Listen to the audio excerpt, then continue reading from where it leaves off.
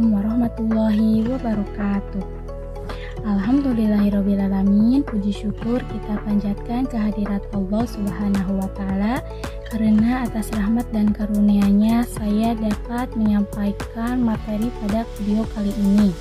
Shalawat serta salam semoga senantiasa tercurah kepada junjungan kita Nabi Muhammad SAW beserta keluarga, sahabat, dan seluruh umatnya hingga akhir zaman. Perkenalkan, nama saya Alina. Pada video ini saya akan membahas materi mengenai ulumul Quran, ijazah Quran, dan qiraat. Baik, langsung saja kita masuk ke materi yang pertama, yaitu ulumul Quran. Apa sih yang dimaksud dengan ulumul Quran? Secara sederhana, ulumul Quran adalah kumpulan berbagai ilmu yang membahas segala hal yang berkaitan dengan Al-Quran. Jadi, bukan hanya membahas isi Al-Quran, tetapi juga proses turunnya, cara membacanya, hingga cara menafsirkan kandungannya. Di dalam ulumul Quran terdapat berbagai cabang ilmu, seperti asbabun nuzul, makiyah dan madinah, tafsir, qiraat, serta ijazah Quran.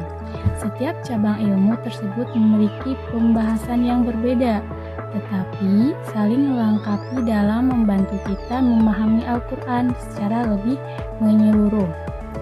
Lalu, mengapa sih kita perlu mempelajari ilmu Quran?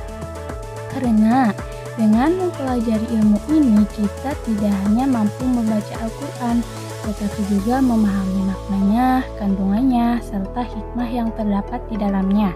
Dengan begitu, kita dapat mengamalkan ajaran Al-Quran dengan pemahaman yang benar. Jadi, dapat disimpulkan bahwa ulumul Quran merupakan ilmu dasar yang sangat penting sebagai bekal untuk memahami Al-Quran. Baik, selanjutnya kita masuk materi yang kedua, yaitu ijazah Quran. Apa sih yang dimaksud dengan ijazah Quran? Secara sederhana, ijazah Quran adalah kemukjizatan Al-Quran, yaitu keistimewaan Al-Quran yang tidak mampu ditandingi oleh siapapun. Kata ijazah sendiri berarti mengalahkan atau menjadikan tidak mampu.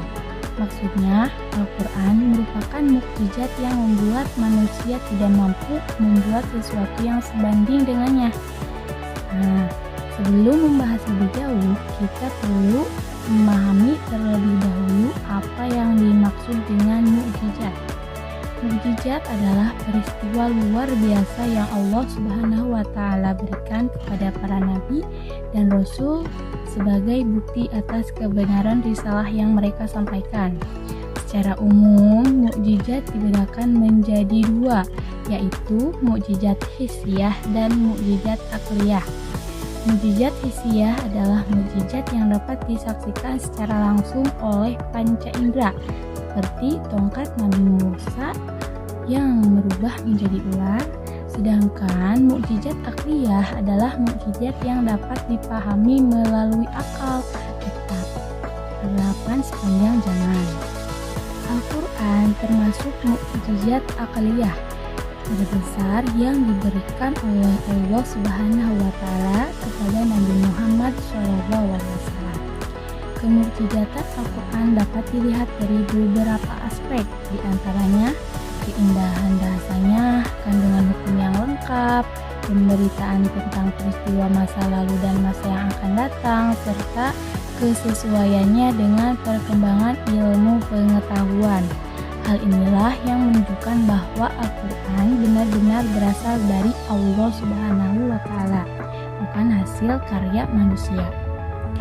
Allah Subhanahu wa Ta'ala juga menantang manusia untuk membuat satu surah yang serupa dengan Al-Quran, sebagaimana dijelaskan dalam firman-Nya pada Quran surat Al-Baqarah ayat 23.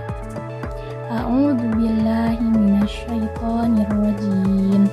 Bismillahirrahmanirrahim. Wa in kuntum fi raibin mimma nazzalna ala 'abdina fa'tu bi suratin min mithlih.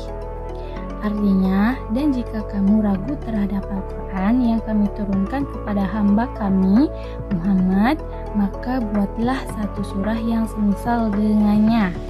Nah, ayat tersebut menjadi bukti bahwa tidak ada seorang pun yang mampu mendandingi Al-Quran, baik dari segi bahasa maupun kandungannya.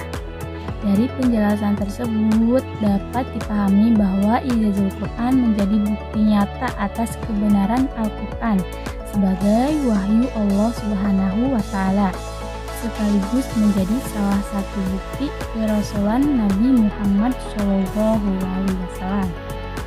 Baik, selanjutnya kita masuk ke materi yang terakhir, yaitu qiraat. Apa sih yang dimaksud dengan qiraat? Secara sederhana, qiraat adalah ilmu yang mempelajari berbagai cara membaca Al-Quran. Lalu, mengapa bisa muncul perbedaan bacaan? Nah, hal ini karena pada masa Rasulullah SAW, masyarakat Arab terdiri dari berbagai suku yang memiliki dialek yang berbeda-beda. Sebagai bentuk kemudahan bagi umatnya, Allah Subhanahu wa Ta'ala menurunkan Al-Quran dengan beberapa cara bacaan yang tetap benar. Jadi, perbedaan qiraat bukanlah suatu kesalahan, melainkan bentuk kemudahan agar Al-Quran lebih mudah dibaca dan dipahami oleh berbagai kabilah Arab. Namun, perlu diketahui bahwa tidak semua bacaan dapat disebut sebagai qiraat yang sah.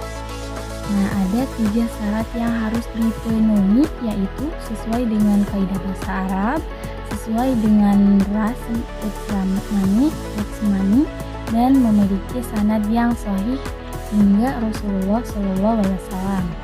Ketiga syarat ini menjadikan bukti bahwa bacaan Al-Quran tetap terjaga keasliannya dari generasi ke generasi. Sebagai contoh, pada surat Al-Fatihah ayat 4 terdapat 2 bacaan yang sama-sama sah, yaitu Maliki Yaumiddin dan Maliki Yaumiddin. Nah, yang pertama itu emaknya panjang, yang kedua pendek. Nah, kedua bacaan tersebut sama-sama benar karena berasal dari riwayat yang sah. Perbedaannya hanya terletak pada cara membacanya, sedangkan makna dan keaslian Al-Quran tetap terjaga. Jadi, dapat disimpulkan bahwa qiraat merupakan salah satu cabang ilmu ulumul Quran yang mempelajari berbagai cara membaca Al-Quran yang benar. Adanya perbedaan bacaan bukanlah suatu pertentangan, melainkan bentuk kemudahan dari Allah Subhanahu wa Ta'ala. Sekaligus menunjukkan bahwa keaslian Al-Quran tetap terjaga melalui sanad yang sahih hingga Rasulullah SAW. Baik, demikian penjelasan yang dapat saya sampaikan. Semoga dengan mempelajari ilmu Quran, ijazah Quran, dan qiraat, kita semakin memahami bahwa Al-Quran adalah pedoman hidup yang memiliki kemukjizatan yang luar biasa, serta tetap terjaga keasliannya hingga saat ini. Saya mohon maaf apabila terdapat kekurangan dalam penyampaian materi. Terima kasih atas perhatiannya. Wassalamualaikum warahmatullahi wabarakatuh.